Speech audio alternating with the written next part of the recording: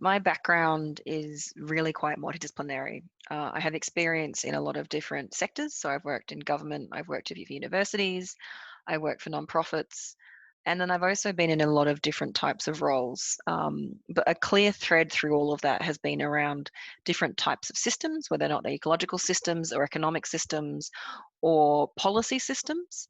And also then digital communications. So I started out, one of my first jobs after university was in science communication and using digital tools to help do that. So how can we leverage podcasts? How can we leverage blogs? How can we use this to really help groups and communities understand the science and the research that a university might be doing and what impact that knowledge might have? So I was very lucky when Twitter and Facebook first emerged to ride that very first wave of what digital means and what those digital technologies mean.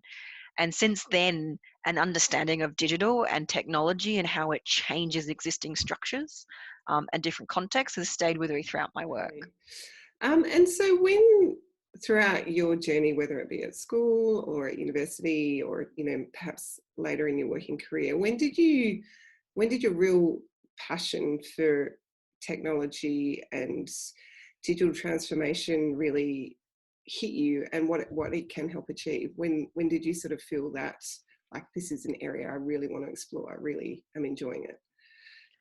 I think for me, I almost fell into technology as a career. And I'm one of those people that works in technology without having an engineering degree or having a coding background.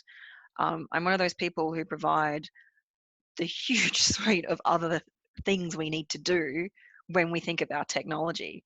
I think the first instance was back when I described working in social media back in the late noughties, was the power that it gives for people to express themselves and communicate for themselves.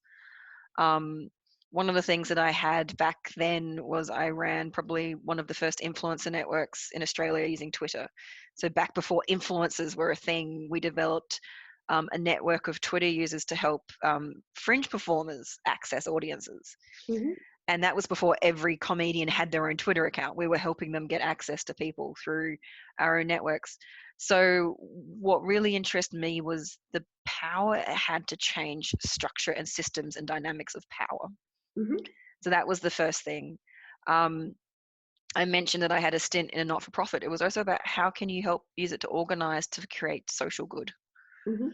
How do you use these technologies to create change, to provide a voice, and to let people who previously felt powerless feel like they have some agency in the decisions that are made around them Yeah. and contribute to society.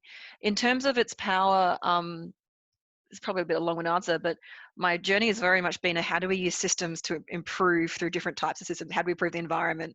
And how do we get better decisions about environment? And then looking at what are the economic levers? So then it was really interesting to explore in economic development what role technology plays in creating economic growth and creating jobs. Hmm. How jobs are both destroyed and created as a result of new technologies. And how do you create policies which help the social, well, community groups and different regions respond to that?